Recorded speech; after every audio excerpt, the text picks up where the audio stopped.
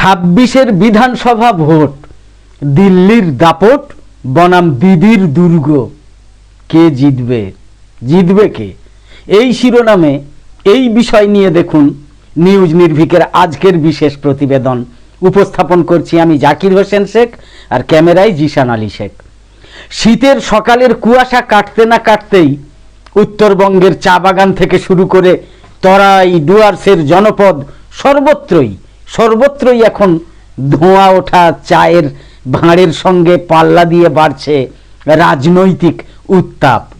ইতিমধ্যেই অমিত শাহ হুঙ্কার ছেড়ে বলেছেন ২১টা রাজ্যে পদ্ম ফুটলেও বাংলা না পাওয়া পর্যন্ত নরেন্দ্র মোদীর মুখে নাকি আসল হাসি ফুটবে না।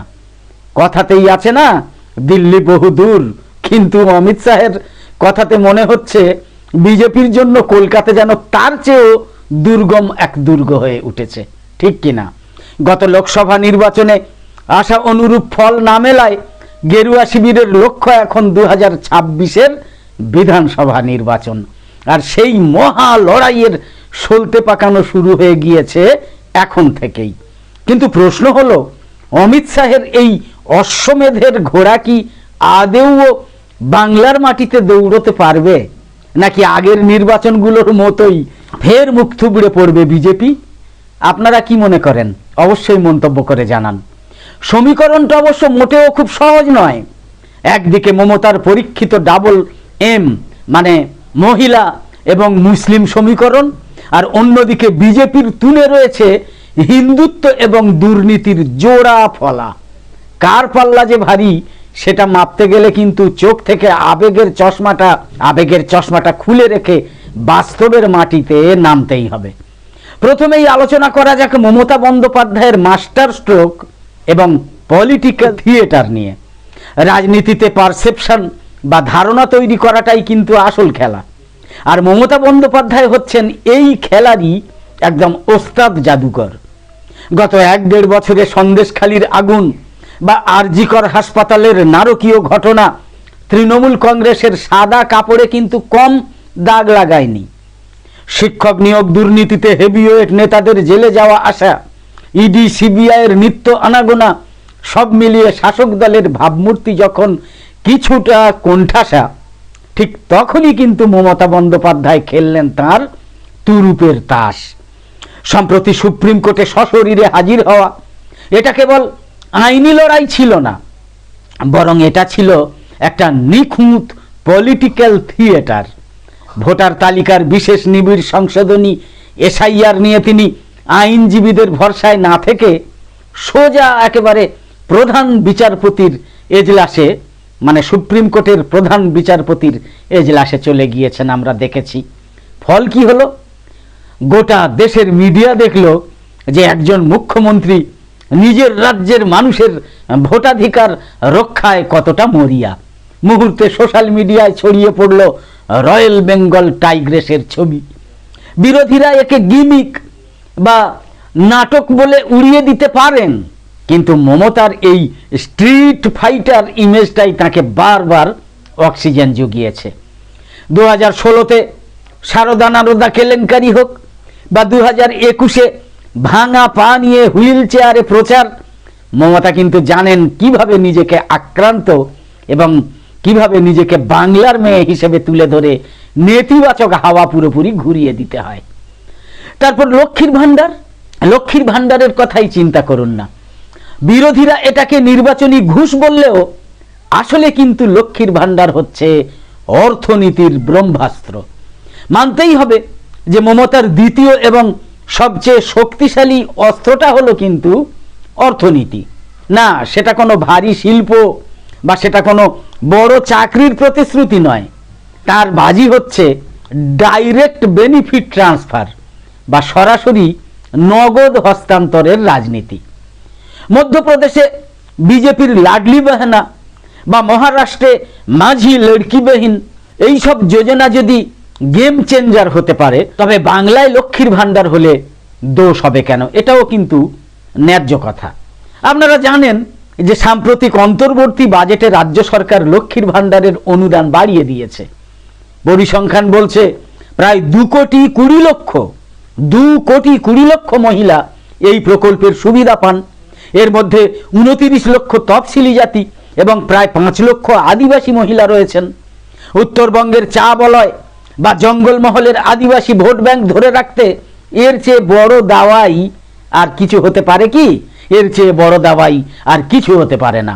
তার সঙ্গে যোগ হয়েছে মাধ্যমিক পাস বেকার তরুণদের জন্য যুবসাথী নামের বেকার ভাতার ঘোষণা। তবে মুদ্রার উল্টো পিঠটাও দেখা দরকার। কিন্তু অর্থনীতিবিদরা প্রশ্ন তুলেছেন এই বলে যে এই দানছত্র রাজনীতির টাকাটা কোথা থেকে আসবে? মিড ডে মিল, স্কুলের পরিকাঠামো বা পাড়ার রাস্তা সারাইয়ের টাকা কি তাহলে কমে যাবে?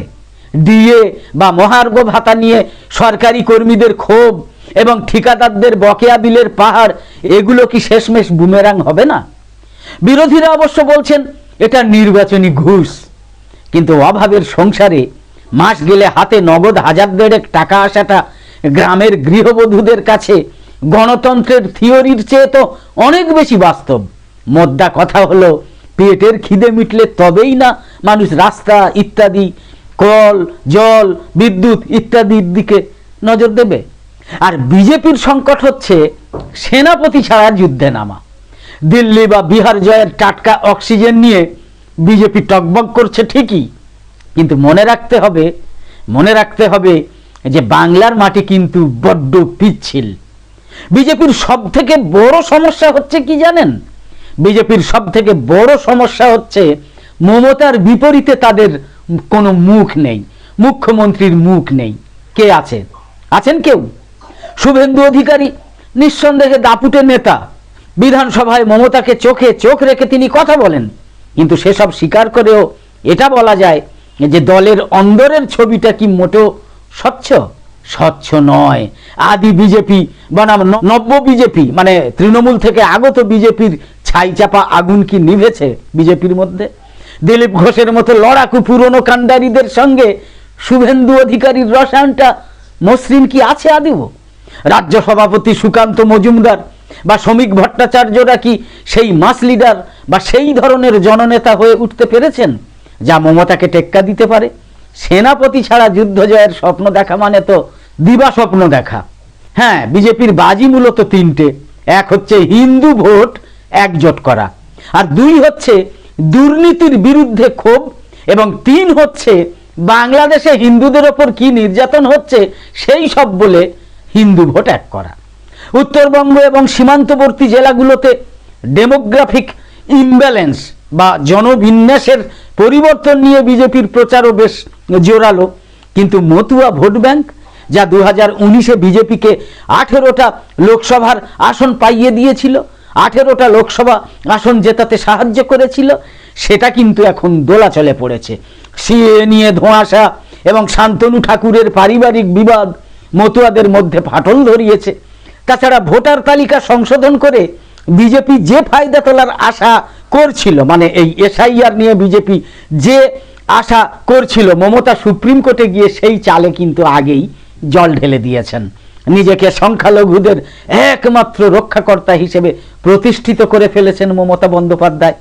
রাজ্যের 30%-এরও বেশি মুসলিম ভোট তৃণমূলের পকেটে থাকাটা প্রায় নিশ্চিত হয়ে গিয়েছে। বিশেষ করে কংগ্রেস এবং বামেদের সাইনবোর্ড সর্বস্ব অবস্থায়। আইএসএফ বা হুমায়ুন কবিরের মতো নেতারা হয়তো মুর্শিদাবাদে কিছুটা ঢেউ তুলবেন, এটা অস্বীকার করা যায় না, কিন্তু মমতার নৌকো ডোবানোর জন্য সেই ঢেউ কিন্তু কোনো কাজের নয়। অনেকে বলবেন উত্তরবঙ্গ বরাবরই বিজেপির শক্ত ঘাঁটি, কিন্তু অনন্ত মহারাজের মতো নেতাদের নিয়ে ধোঁয়াশা এবং চা বাগানের শ্রমিকদের পিএফ বা মজুরি নিয়ে ক্ষোভ বিজেপির পথের কাঁটা হতে পারে। অন্যদিকে তৃণমূলের লক্ষ্মীর ভাণ্ডার উত্তরের আদিবাসী এবং রাজবংশী মহিলাদের মধ্যেও জনপ্রিয়তা পেয়েছে ভীষণভাবে। পরিসংখ্যানের দিকে তাকালে দেখা যাবে 2021-এর বিধানসভা নির্বাচনে বিজেপি 77টা আসন পেয়েছিল। আপনারাও নিশ্চয়ই জানেন। সেখান থেকে সরকার গড়ার ম্যাজিক ফিগারে পৌঁছতে গেলে তাদের প্রায় অসম্ভবকে সম্ভব করতে হবে, যেটা কখনোই সম্ভব নয়। প্রতিষ্ঠান বিরোধিতা বা অ্যান্টি ইনকামবেন্সি অবশ্যই আছে, কিন্তু মমতার বিরুদ্ধে বিকল্পকে, এই প্রশ্নের উত্তর সাধারণ মানুষ কিন্তু এখনো স্পষ্টভাবে পায়নি, এখনো স্পষ্টভাবে পাচ্ছে না। এই পরিস্থিতিতে এই প্রশ্নটা তাই আসছেই যে আবেগের বাংলা নাকি হিসাবি ভোটার। হ্যাঁ, শেষমেশ লড়াইটা দাঁড়াচ্ছে মমতার ক্যারিশমা এবং ক্যাশ ট্রান্সফার বনাম নরেন্দ্র মোদী অমিত শাহেদের হিন্দুত্ব এবং জাতীয়তাবাদ। বাঙালি কি বহিরাগত তত্ত্বে বিশ্বাস করে দিদির পাশেই থাকবে, নাকি দুর্নীতির দাগ মুছে ফেলতে পদ্ম ফুলে ভোট দেবে, পদ্ম ফুলে বোতাম টিপবে? পাড়ার ঠেকের আড্ডায় তর্ক চলতে থাকুক, তবে একটা কথা কিন্তু নিশ্চিত যে অমিত শাহ যতই বলুন মোদির মুখে হাসি ফোটাতে বাংলা চাই, মমতা বন্দ্যোপাধ্যায় কিন্তু তার দুর্গের প্রতিটা ইট কামড়ে পড়ে আছেন। তাই বলাই যায় যে ২৬-এর এই মহাযুদ্ধ শুধু রাজনৈতিক ক্ষমতার নয়, এটা বাংলার মনস্তত্ত্ব দখলের লড়াই। আর সেই লড়াইয়ে কে জিতবে তা একমাত্র জনতার আদালতই বলতে পারে, এবং সেই জনতার আদালত যে বলতে পারে তার আভাস কিন্তু বলেই দেওয়া যায় যে আবার জিতবে এবং বহু ভোটে জিতবে, বহু আসনে জিতবে তৃণমূল। একদম শেষে বলি, আমাদের আজকের এই ভিডিওর বিষয়বস্তু ভালো লেগে থাকলে ইউটিউবে নোটিফিকেশান পেতে সাবস্ক্রাইব করে পাশের বেল আইকন অন করে রাখুন, আর ফেসবুকে ফলো করে আমাদের আরও নতুন নতুন ভিডিও বানাতে এবং লাইভ সম্প্রচারে উৎসাহিত করতে লাইক, কমেন্ট এবং বেশি বেশি শেয়ার করে সঙ্গে থাকুন। তো আপাতত শেষ করছি। কামনা করি সকলে সবসময় খুব ভালো এবং সুস্থ থাকুন, সাবধানে থাকুন। ধন্যবাদ।